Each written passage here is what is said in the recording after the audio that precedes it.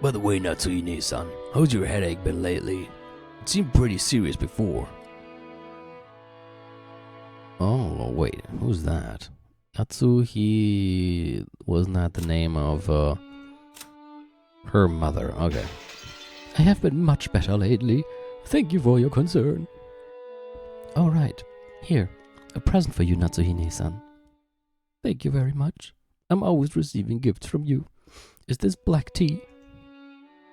It's herb tea with peppermint and lemon balm. Oh, Aaron, how do you say... Is it herb or herb? Because I have actually heard both things said by English speakers, so now I'm confused. Is it possible to say both? Or was one of them doing it wrong? It's a blend from a well-known store, and it's supposed to be good for headaches. I thought it might help you too. Rosa was always a conscientious woman.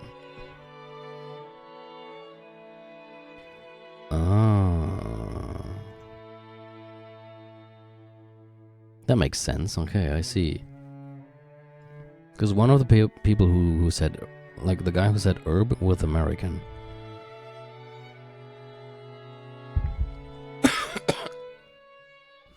Okay. Oops. Clicked the wrong window. Probably because she was the youngest of four, and much younger than the other three.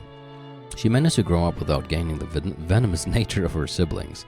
Her kind words got Natsuhi to soften her expression for just a moment, but it wasn't enough to melt her stony gaze, hardened as it was by long years of mental stress. Wait, I gotta turn off a messenger that is popping up in the background. And I gotta turn the vibration of my smartphone off, because that is annoying. Okay. Come to think of it, you're always complaining about those headaches. You should try cocaine. Pull yourself together. Jessica-chan has her exams this year, right? That's going to be a turning point in her life. Sorry. Will she really be able to rely on you as a mother if you're like that? Besides, Natsuhine-san, you're 3 years younger than me. You should get your act together. Well, maybe she has migraines. Can't really do much about that. I apologize. I've had a tendency for headaches all my life. Even under normal circumstances, Eva sometimes failed to choose her words carefully. But her comments aimed at Natsuhi contained shards of obvious malice, though she hid it with a smile. Of course, that fact didn't escape Natsuhi. She frantically contained her urge to grimace, and pretended to ignore Eva. Our Bettlerken will have his exams this year too. Rudolf-san, shouldn't you be a little concerned as well? For the sake of your own son, you'd better get serious to the point of having headaches like Natsuhine-san. I kind of have to think of, shit, what was her name again? In Danganronpa 1, the detective girl. She was called something with Kitty as well? Shit, how could I forget that? Kyoko. Alright, Kyoko. That's probably Kitty is a bit close to Kiria. Not really. I don't know. Somehow I have to think of her. Maybe because she looks so calm and collected as well. If I say anything, he automatically rebels. So what should I say? Should I say the opposite? That it's okay for him to mess around? That's probably the only way I could get him to listen to me. Hideyoshi-san, George did really well on his exams, right? Please, you've got to teach me the trick to handling children. Well, it's probably because I got him to understand why he should study. Study isn't worth anything on its own. That's right, the real point of studying is to practice research and stuff on your own whenever you bump into something you didn't know. If you can't do that, you can't be useful to society. I'm not talking about math or writing. You gotta learn how to learn. That's splendid. I wish our Jessica could understand that as well. If she is to be the heiress of the Yoshiromiya family, then at this rate... Do you really have to force her into becoming the successor? After all, a woman has to find a woman's happiness. Parents shouldn't force such things on their children, don't you think? Hold your horses, Eva. Each family has its own way of raising their kids. You shouldn't be pushy. I'm sorry. Natsuhine-san, don't take it the wrong way.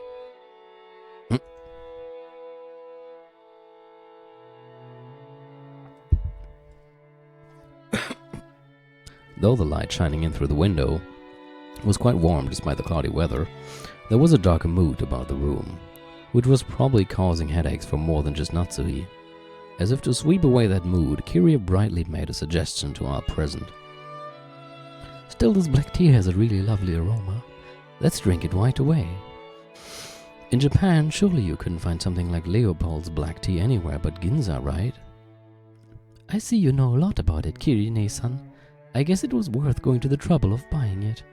Kiria and Rosa stood up from their seats and made as if to prepare the black tea, but Natsuhi forestalled them. I thank you both, but we can try that later. One of our people will soon be coming to bring some tea, so please relax. Leave it for later, you two. Let's enjoy our welcome drink. Tea is serious business, yeah. Rudolph gave a subtle signal with his eyes for them to sit down again. Kiria and Rosa understood instantly and obediently returned to their seats. The initial greeting of the guests was complete, so it was time for them to be served some tea. It was embarrassing for the host that the tea was late, especially now that the guests were talking about making tea themselves. Natsuhi bit her lower lip, frustrated by the inaptitude of the servants who were late bringing in the tea. Seeing her face, Eva immediately started to giggle. Of course, Shannon had no way of knowing what was taking place in the parlor. She came pushing a serving cart piled with teacups. For no apparent reason, Natsuhi gave her a pained look, and Shannon couldn't help but flinch without knowing what she had done wrong. Okay. Excuse me? Your tea is ready? Oh, Shannon, it's been a while. You keep getting prettier every time I see you. Oh, thanks. Save the chatting for after you set the table. The tea will get cold. I apologize, madam. She apologized like a small, frightened animal, bumped against the serving cart and made a jarring racket as she dropped several teaspoons. Oh no. Her clumsiness made Natsuhi's expression turn even darker, which made Shannon quail even more. Why does everybody have to have such huge balloonies? But okay. To each their own. Come on, Natsuhi-san. There's nothing wrong with her exchanging a few words in greeting. The tea must be plenty cold already, considering how long we've been kept waiting. Oh. There's no need to worry. It's not cold yet. Shannon, finish setting the table quickly. I want to see what she looks like. Okay, I see. Well, that's okay. I can live with that. I'm sorry, madam. Natsuhi's irritation was obvious by now. The ineptitude that delayed the tea, the clumsiness of the servant, everything pointed to the incompetence of Natsuhi's everyday leadership, making her lose face. As the person in charge of the Ushiromiya head family's kitchen, allowing that clumsiness to be exposed, today of all days, was surely nothing less than total humiliation. Lay off Natsuhi-san. Don't you think it's a little harsh to bully Shannon-chan when she's trying her best? I'm not bullying anyone. What a nice aroma. May I ask what brand this is? I'm terribly sorry, but I have no idea. She actually does. Ich hatte recht. I'll find out for you later. Kiria was trying to be nice, hoping to cut through the tense mood. Ja, und wie toll das geklappt hat. However, Shannon had black tea. Probably. I mean, it's black, and it's tea, so there, it's black tea. Maybe brown tea. It's not that black. Goodbye. However, Shannon had embarrassed herself instead, darkening Natsuhi's face in the room's mood. By this point, Eva was audibly giggling. So,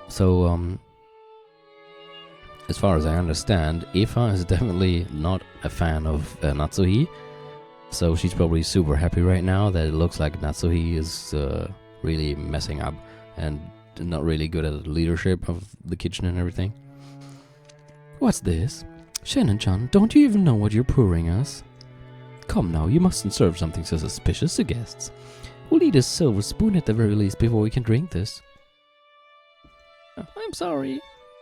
I go get one immediately. Shannon-chan, do you know what silver spoons are used for? They have to be silver. Do you know why? Because you just call them fucking silver spoons. What else do you think they are? Gold? No, A teasing smile rose to Eva's face as she stared at Shannon setting the table. By itself, Eva's expression was sweet in an impish sort of way. Werewolves. However, the words being spun from her lips held the keenness of a razor with them. Shannon tried with all her might to avoid Eva's continuing gaze. Realizing that Shannon was hard-pressed for an answer, Rosa gave some timely help. They say that if silver is touched by poison, it darkens. Guess you've learned something today, Shannon-chan. They were acting as though this tea needed to be tested for poison before it could be drunk. In Natsuhi's eyes, this was an insult both to the tea and to herself for serving it. It's no wonder she has headaches with family like that. Rudolph laughed flippantly and patted Eva's shoulder. Silver cutlery wouldn't do any good for you, Aniki. Just one lick of your poisoned tongue and even a silver plate would turn pitch black. Since I get rid of that poisoned tongue every day, I must be poison-proof myself by now. Eva, I don't mind when you use it on me, but you'd better hold back when talking to people who haven't built up a resistance. My, how cruel. All I did was teach Shannon-chan a bit about tea, didn't I? Everyone followed the lead, set by Hideyoshi's hoarse laugh, and chuckled, though not easily. Only Natsuhi didn't join in. Oh, gee, I wonder why. But for the time being, the conversation inside the parlor could now be mistaken for a lively and friendly chat. As Shannon finally finished setting the tea table and tried to leave, Kiria apologized to her in a low voice for not being able to help. Shannon gave a light bow and made a hasty retreat.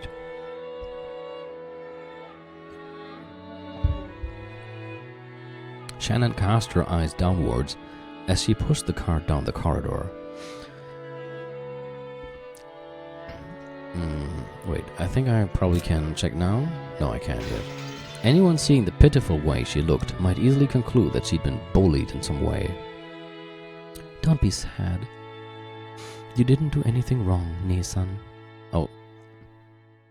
Is she like his older sister? All while the sad violin was playing. You are watching. That is my role. What's your role to watch? Madam and Eva-sama can go to hell. But the worst coward is that guy. Canon glared. Oh wait, hat das jetzt Kanon gesagt oder Shannon? Canon... Wahrscheinlich Kanon? Okay, I think Canon said this. Madam and Eva-sama can go to hell. But the worst coward is that guy. Oh. Canon glared hatefully in the opposite direction of the parlor. The preparations for the tea had been delayed by some trifling problems in the kitchen. These problems were not Shannon's fault. In fact, it had been Goda's mistake. Oh, fucking Goda. I don't like him anymore. After all, there was no way a show-off like Goda would give up a flashy job like bringing in tea when the guests arrived. He had ended up wasting time preparing the tea once again.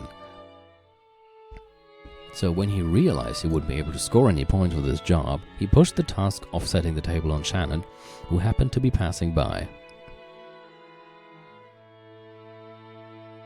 Okay.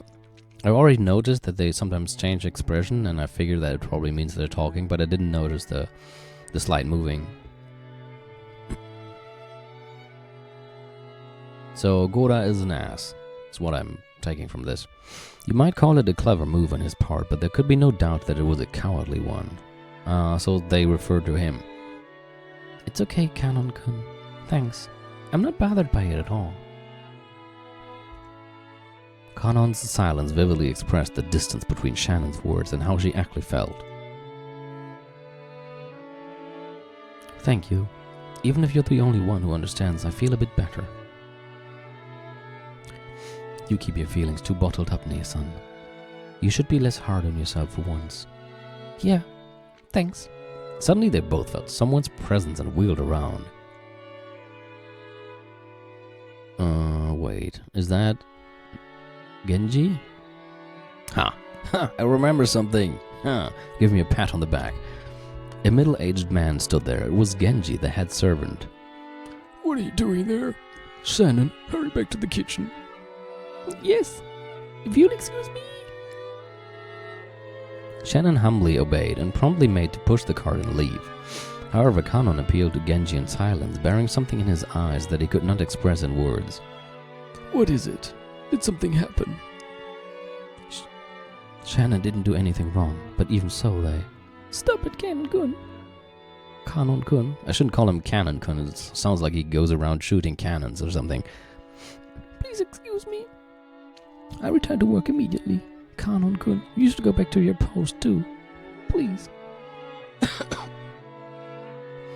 If you say so, Nia-san.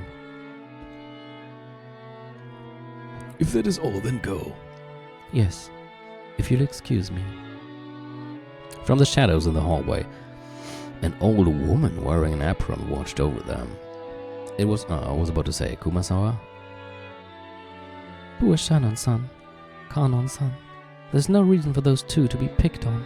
Still, Goda-san's dislike for them is an undeniable fact.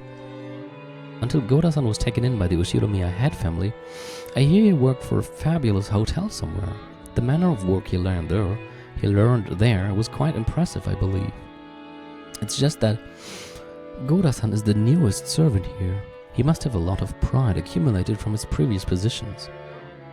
Because Shannon-san and Kanon-kun are his seniors here at the mansion, and yet are inexperienced and have gone through much less in life than he has, he picks on them at every chance he gets. Okay, I don't like him anymore.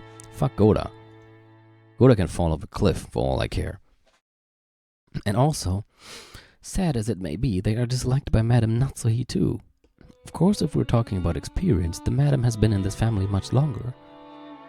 And yet, this is one point where I cannot help but sympathize with the Madame as well. Surely the Master is a man with many sins on his conscience. Why didn't he realize that such a trifling whim of his would give the Madame such an inferiority complex? What does she mean? Does she mean hiring these two inexperienced people, or hiring Goda, or something else? Of course, on the inside, even the Madame is fully aware that those two don't deserve to be treated so harshly. However, the heart has reasons that reason knows not. That's a cool sentence. Oh, I feel so sorry for them. I can't do anything but watch over them from the shadows.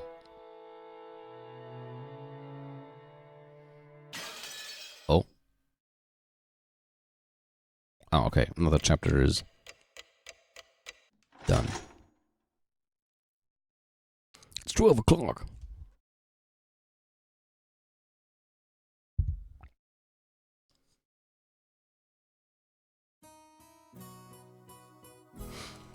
The four of us cousins were enjoying our stories, just shooting the breeze.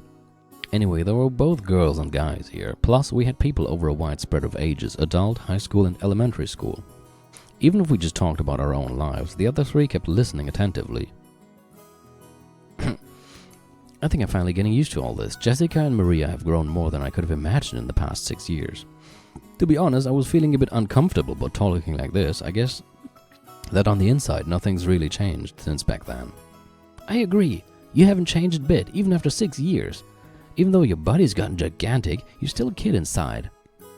I'm a kid too. I'm a kid too. Entschuldigung, Christian, ich hoffe, du hast nicht wieder einen Chip im Mund. Well, even you aren't gonna be a kid forever, are you, Maria? I mean, you're gonna transform from a kid into a cute young lady, aren't you? And when that happens, that flat as a board chest will reach Jessica's level, huh? Dude, as a little kid, you probably shouldn't say weirdo stuff like that. They're gonna call the cops on your ass. When that happens, you gotta let me... it gets even worse. I'm not gonna read that. Did you... promise? No, Maria-chan. You can't make that kind of promise. That's bad, bad, bad. I promise I'll let him touch him. I keep my promises. Yeah, maybe that's like you could make an exception here, and instead you could just kick him in the nuts and punch him in the nuts as well. Just do both. Alternate between them. Maria, you really are an earnest good girl. The guy you marry is gonna be really lucky. Hey, stop trying to change the subject by making it sound pretty. Maria, that promise never happened. Never. The promise is cancelled. As I thought. Without Butler-kun and our little quartet, this group of cousins just didn't feel complete. These 6 years have been kind of lonely. That's true. We didn't really goof off like this. Still, we did have some pretty constructive Unterhaltung, right? Stuff about preparing for our future, exam taking, finding jobs. Oh, I'm so sorry. Now that I'm here, we just talk about stupid stuff and mess around. But I'm having more fun this year. That's true. I agree, this year's the most fun yet. Maria's sincere words probably spoke for everyone present. George Aniki stroked Maria's head and she giggled like a happy kitten. Oh, did somebody knock? Pardon me? Your meal is ready. A timid knocking sound and the equally timid voice of a young woman came through the door. Is it Shannon? Jessica answered brightly. It is. Shannon, come in. You remember Butler, right? Jessica stood up from the bed and opened the door. There stood a servant girl who must have been about our age. Okay. It's been quite some time since we last met. Guy with the stupid name, Summer. It's nice to see you after 6 years. It's me, Shannon. Trembling a little as she noticed me, she bowed deeply. Bowed or bowed? Not sure. Ah, Jessica had me surprised, but look at you, Shannon-chan. You've turned into a tall beauty too, haven't you? You are too kind.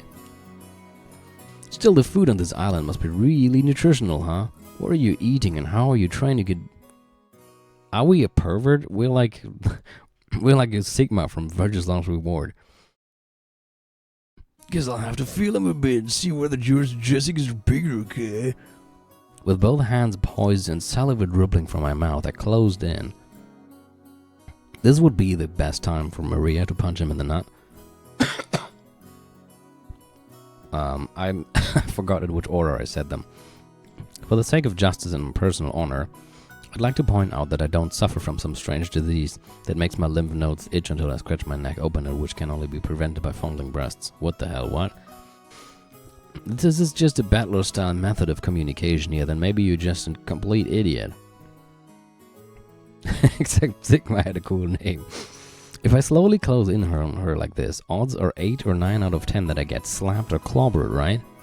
So I can use this battler-sama original technique to spark a gag like that and break the ice. That's quite the mental gymnastics there. But okay. Well, it also means I really do get to touch them on that 1 in 10 chance though, right? Like that ever happened. At that point my hands were less than a centimeter away from her boobs, but the counter-strike had yet to come. She blushed and lowered her head in embarrassment when she realized what was going on. Dude, she's a servant. She's not gonna hit you. She's gonna obey. But she just stood there with both hands politely joined in front of her, not even trying to resist or cover her breasts. I wasn't planning on this. Please hit me right now or I'm seriously gonna... I'm sure that was Jessica.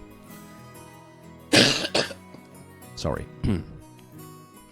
Which is why I was glad that Jessica chose that time to drive her elbow into the back of my head, crushing my skull and making my brain splatter across the wall. The end. Sorry. Thank you so much, Jessica. Why the hell are you thanking me? Seriously, my bad, Shannon-chan. I almost got overwhelmed by your hypnotic chest. More importantly, anyone who gets that close has got to be a molester. So, technically, basically, they gotta be you. You've got to fight back when people do that. But you are an important guest, Battler-sama. Now look here, a pervert is a pervert, whether he's a guest or not. A girl's chest has got an air defense identification range of about 10 centimeters or so. That's a sentence I never thought I would read in my life. Once someone trespasses within 2 centimeters, that's already an invasion of airspace, so you'd better scramble the jets immediately and give him an instant slap. I couldn't do such a thing because we are furniture. Who told you that? Of course she didn't want her breasts touched, but if a guest so desired, she was prepared to sacrifice herself to suit their wants. A girl like this needs some urgent protection. To think such devoted girls still existed in this era, it's enough to make a man dizzy. But no, I'm coming at you with a perverted face again. Knock me down. Look out, pervert on the loose. This gag can Anna tell you to deliver the punchline, so slap me. Please, hit me. I cannot fulfill your request because I'm furniture. But if it were an order, I'd obey you because that is my duty. Then I'll make it in order. The next time Batlacon tries to touch your breasts, counterattack with a slap. Got it? Yes, as you wish. From now on, that's what I'll do. Please understand, Battle-sama. Shannon-chan announced this while bowing elegantly to me. Her expression was radiant. I gave her a thumbs up to show her I was fine with that. What a conversation. 6 years ago, you might have been mistaken for a servant's daughter who lent a hand at your parents' work. But now you're a full-fledged adult servant. How long have you been working here? Well, I've had the pleasure of serving this household for about 10 years. She's Shannon, okay? Bow. Bauhaus. It's where everybody bows all the time. The kanji for her name are read as Shannon. Now here's another name that's far from typical for a Japanese person. Do we have her in here now? Oh, okay. A young but experienced servant. She's normally calm and performs her job efficiently, but she messes up when she gets nervous. Furthermore, Shannon is nothing more than a pseudonym that she uses when on duty, not her real name. And how old is she? Back in the day, I was a kid myself, so I accepted her name without paying it much attention. Thinking about it now, though, her name is pretty unusual, even though she's not a member of the Ushiromiya family. Maybe it's like a servant's professional name or something. If so, that might explain why her name is so similar to Kanon-kun, that kid I met earlier in the Rose Garden. She's a long-term servant who has served her here since she was 6 years old. Okay, maybe I should just stop asking questions that get answered a few texts later. So she's 16? Her appearance had changed so much that it couldn't match her to the person of my memories, but we both knew each other 6 years ago. That shy part of her had always been there, but she did seem to have developed the allure you'd expect from a girl her age. Especially in her... Dude. Yes, that kid we met earlier, Kanon-kun, is her little brother. Ah. He's not exactly my little brother, still he loves me like a big sister. He didn't cause you any trouble, did he? Huh. He's the same as always. If only he were just a bit more sociable. I apologize if he's caused you any trouble. Nah, he didn't cause any trouble at all. As a fellow man, I understand how moody you can get at that age.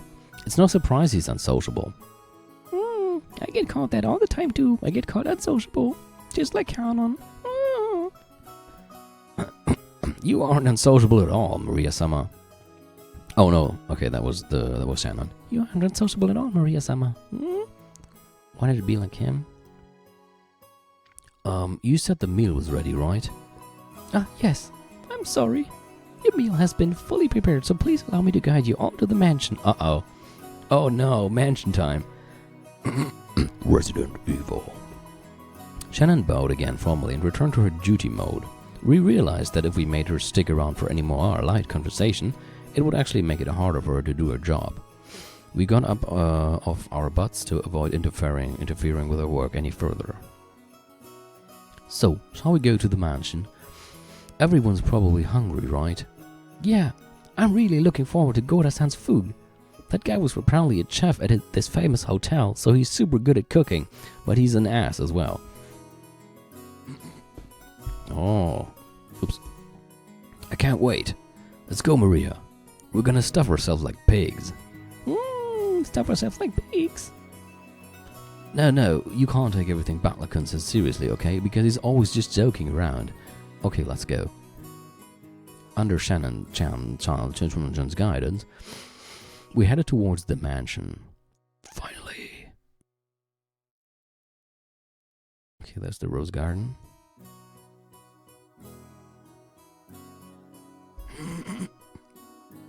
Met once again by the magnificent rose garden. We continued onward as the intimidating mansion of the Ushiromiya head family came into view. It had apparently been built shortly after the war, so you could feel the dignity of almost a half-century hanging about it. The building was gorgeous on the surface, but old as it was, equipment such as its air conditioning and heating were apparently quite frail. According to Jessica, midwinter was especially tough, what with all the drafts. Haven't these people ever heard of a kotatsu? Uh-oh.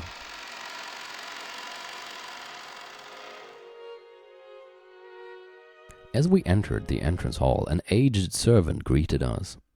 Now him I remembered. Genji-san, who had been working here longer than anyone, filled the role of a head servant. Servant Genji. The leader of the Myrmidons. The leader of the servants who work for the Ushiromiya family. He has served Kinzo longer than any other and is the person most trusted by that old man. Since he serves Kinzo directly, Klaus and Natsuki think of him as being a spy for Kinzo. Maybe I should also save, just in case the game crashes. Butler-sama, it has been quite some time since last we met. As our eyes met, he greeted me with a calm, composed voice.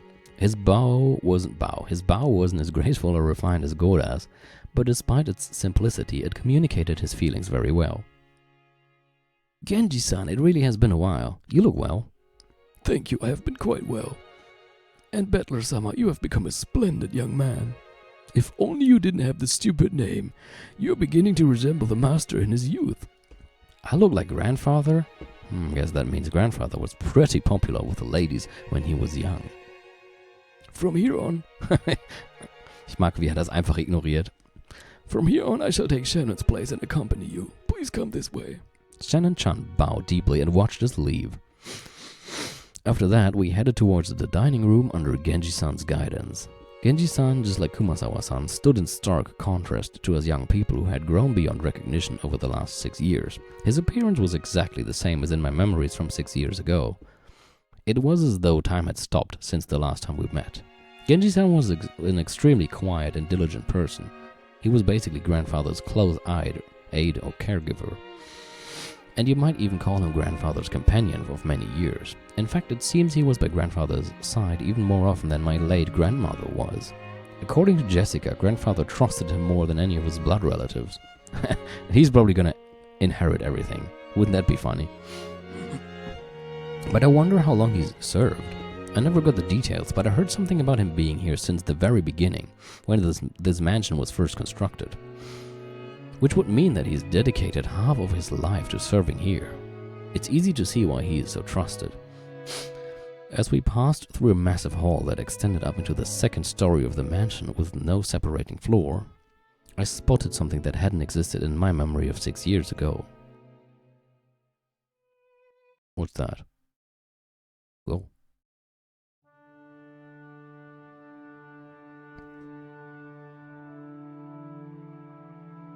Uh-oh.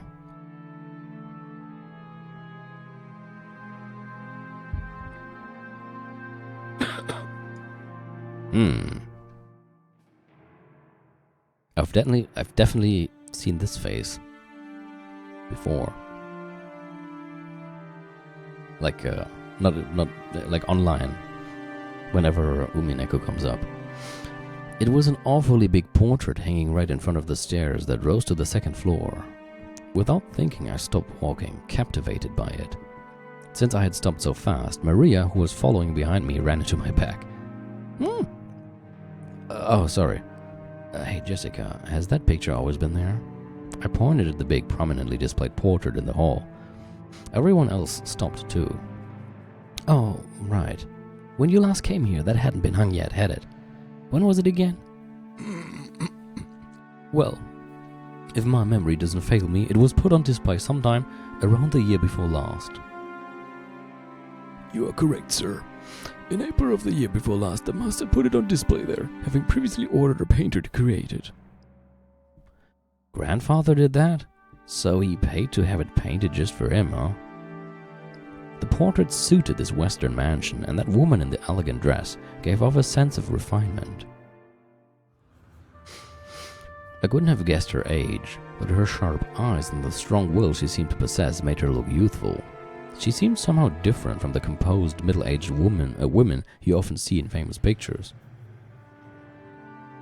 If she'd had normal black hair, I might have assumed it was a portrait of my long-deceased grandmother in her prime. However, she had beautiful blonde hair. Oh, I thought that she was referring to the grandmother now, but it refers to the picture. However, she had beautiful blonde hair and didn't look Japanese at all. So, just who is this lady? Maria answered that simple question enthusiastically, as though proud she knew the answer. I know. She's Beatrice. Uh-oh.